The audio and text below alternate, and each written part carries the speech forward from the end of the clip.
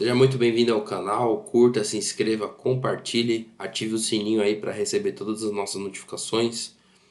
E hoje nós vamos falar aí sobre os filhos de Deus ou os filhos de Abraão e os filhos do diabo. E vamos ver as declarações que cada pessoa ali naquele momento estava dando a respeito de si mesmo e as declarações que Jesus deu a respeito de si mesmo. Então a gente vai ler o João capítulo 8, versículo 31 até o 59. Então vamos sem demora começar. Antes de tudo, não perca a série de Romanos. Eu lancei um livro não, um vídeo lá sobre o porquê ser desigrejado. Teria motivos para a gente ser desigrejado? Então eu vou abordar lá 5 motivos. Se você puder, assista e compartilhe lá a sua opinião, que é muito bem-vinda. Bom, sem demora, João 8,31. Disse Jesus aos judeus que haviam crido nele: se vocês permanecerem firmes na minha palavra, verdadeiramente serão meus discípulos e conhecerão a verdade, e a verdade vos libertará. E aqui quem respondeu ele, na verdade, foi tanto alguns judeus que criam nele, como alguns dos fariseus ali. Tá? E eles responderam: somos descendentes de Abraão e nunca fomos escravos de ninguém. Como você pode dizer que somos livres? Então, dentro de uma perspectiva deles, Jesus estava falando: ó, vocês vão ser livres. Mas ele também não tinha falado que essas pessoas eram escravas. Então, ele não deixou explícito que essas pessoas eram escravas.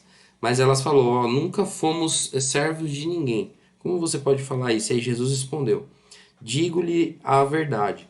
Todo aquele que vive pecando é escravo do pecado. O escravo não tem lugar permanente na família, mas o filho permanece com ela para sempre. Portanto, se o filho os libertar, vocês de fato serão livres. Eu sei que vocês são descendentes de Abraão. Contudo, estão procurando matar-me, porque em vocês não há lugar para a minha palavra. Eu lhes estou dizendo o que vi na presença do meu pai, e vocês fazem o que ouviram do pai de vocês. Ou seja, Jesus, ele está falando ali, ó, se vocês fossem de fato descendentes de Abraão, fariam as obras de Abraão. Vocês não quereriam me matar, porque Abraão, ele não foi um assassino, mas ele foi o pai de muitas gerações. E aquelas pessoas, na verdade, elas queriam tirar a vida de Jesus, e muito pior, tirar a vida de Jesus por conta dele não ter feito nada, apenas estar pregando as coisas do reino de Deus e principalmente as obras que eles demonstravam, que era a questão das curas que aconteciam. Bom, e aí eles falaram assim, ó: Abraão é nosso pai, responderam eles. E disse Jesus, ó: se vocês fossem filhos de Abraão, fariam as obras que Abraão fez.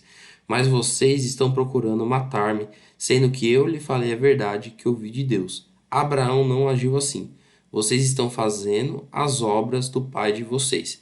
Isso porque ele considera aqui que ele falando como aquele que vem interceder pelo povo diante de Deus, eles não ouviram, ou seja, as próprias palavras saindo dele e aquelas pessoas ali não ouvindo. E Abraão, quando Deus foi falar com ele, a gente via ali que 3 varões foram falar com Abraão. Inclusive, depois que a gente dá mais uma estudada, a gente vê que isso daí era uma aparição de Deus em forma humana. Na verdade, era a pessoa de Jesus Cristo ali no Antigo Testamento, chamada teofania. E quando a gente pode até explicitamente falar isso, quando Jesus falou com Abraão, Abraão creu nas palavras que Jesus falou. Só que quando Jesus falou com o povo não creu nas palavras que Jesus falou. Por isso que a obra que Abraão fez, na verdade, como ele já tinha dito que a obra que ele queria que crescem nele, a obra que Abraão fez foi crer em Jesus e muitas outras também como consequência dessa. E essas pessoas ali, elas não estavam nem crendo em Jesus. E aí eles protestaram, né? Nós não somos filhos ilegítimos, o único pai que temos é Deus. Ou seja, evocaram a questão de sua descendência para falar que não eram filhos ilegítimos, como se fosse de um povo que Deus não tivesse escolhido. Disse-lhes Jesus: se Deus fosse o pai de vocês, vocês me amariam, pois eu vim de Deus e agora estou aqui. Eu não vim por mim mesmo, mas ele me enviou. Por que a minha linguagem não é clara para vocês? porque são incapazes de ouvir o que eu digo. Ou seja, essas próprias pessoas não conseguiriam suportar aquilo que Cristo estava falando. Independente daquilo que ele falasse ou a forma que ele falasse, essas pessoas elas não criam nele como aquele que foi enviado de Deus para falar com elas. E aí ele fala aqui, ó, vocês pertencem ao pai de vocês, o diabo, e querem realizar o desejo dele. Ele foi homicida desde o princípio e se apegou à verdade, e não se apegou à verdade, pois não há verdade nele. Quando mente, ele fala a sua própria língua e é mentiroso, pois é o mentiroso e pai da mentira. E aqui quando eu lembro dessa história assim que ele foi assassino desde o princípio, eu me retorno lá para Abel e Caim. Inclusive eu tive uma discussão num grupo de Facebook relacionada à questão da morte de Abel e Caim. Na verdade, estou tendo ainda. É, e ali mostra que Abel ele trouxe as primícias dos sacrifícios, né, dos cordeiros. E ali Caim ele não trouxe as primícias. Ele não agiu corretamente segundo o seu irmão. Mas ele veio ali com, vamos dizer assim, o resto para oferecer a Deus. Tanto Deus recebia sacrifícios de animais como é, a questão de frutas e cereais, etc., que a gente tem explícito e claro na lei do Antigo Testamento que era aceito ofertas de cereais. Então, ofertas de cereais que se relacionam com a questão da colheita no campo e não somente com a questão de animais em sacrifício. Então, por isso que a Caim ele foi e matou Abel porque na verdade ficou com inveja do irmão por ele ter dado a melhor parte dele para Deus. Não necessariamente diferenciando o tipo do que deram a Deus, mas a melhor parte. E o diabo, na verdade, a gente percebe que Deus fala no diálogo com ele que a tentação bate a porta e tá pertinho, ela jaz à porta. E a tentação justamente o quê? O diabo, que foi a primeira morte explícita que a gente viu na Bíblia. Possa ser que existiram outras anteriores, não saberemos, não tem nem como fazer uma projeção, porque ali é um texto que ele fala só de uma via, né? E só a partir daquele momento. Então dá para entender como o diabo ele age de maneira mentirosa e essa mentira ela leva à morte. Então muitas vezes a gente também acha que às vezes uma mentirinha pequenininha não vai nos levar à morte, mas é exatamente o que nos faz perecer. Então mentira, elas são capazes e têm todos os efeitos para levar qualquer pessoa à morte, à morte física do seu corpo ou matar até mesmo outro cometer assassinato. E aí ele fala aqui, ó. No entanto, vocês não creem em mim porque lhes digo a verdade. Qual de vocês pode me acusar de algum pecado? Se estou falando a verdade porque vocês não creem em mim. Ou seja, ele falou, ó, vocês querem me matar, tudo bem, mas nem de pecado vocês estão me acusando, tá? Vocês somente não creem no que eu estou falando. Aquele que pertence a Deus ouve o que Deus diz. Vocês não ouvem porque não pertencem a Deus. Ou seja, evocando e dizendo que as pessoas que não ouvem a Jesus Cristo e não ouvem aqueles que são enviados por Ele, essas pessoas não pertencem a Deus. E são filhas, na verdade, do diabo, porque ouvem o diabo e praticam aquilo que o diabo fala e faz através delas. E aí Jesus ele começa a declarar coisas acerca dele mesmo, né?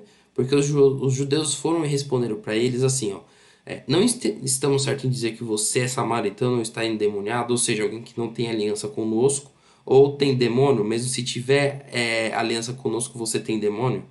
E Jesus disse, ó, não estou demoniado, ao contrário, honro meu pai e vocês me desonram. Ou seja, uma das coisas que a gente pode ver aqui é que pessoas que ficam endemoniadas, de alguma certa forma, elas não honram ao pai. Então, quando você não honra ao pai, você fica automaticamente cheio de demônio. A gente pode ver isso quando Judas não deu um grito. Claro que teve gente demoniada na Bíblia que gritou, esperneou e tal. A gente pode até ver depois. Mas Judas é o caso clássico de alguém que ficou endemoniado, não deu um grito, não teve uma possessão demoníaca clara ali. E o que ele fez foi o quê? Vender o lugar secreto dele com Jesus. Vender ali o lugar de intimidade, vender aquele amigo que caminhava com ele. Então, aquelas pessoas que não honram a Deus, e Judas aqui não, nesse contexto, não honrando Jesus, não estou falando especificamente desse momento. mas ele ficou endemoniado. Na verdade, ele não honrava a Deus porque ele já era endemoniado.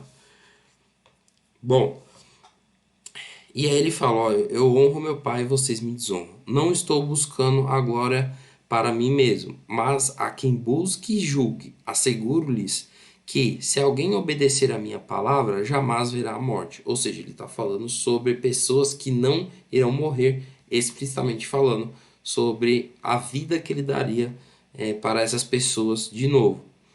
E aí, diante disso, os judeus exclamaram: Agora sabemos que você está endemoniado. Abraão morreu bem como os profetas. Mas você disse: Se alguém obedecer à sua palavra, nunca experimentará a morte. Você é maior do que nosso pai Abraão? Ele morreu bem como os profetas. Quem você pensa que é?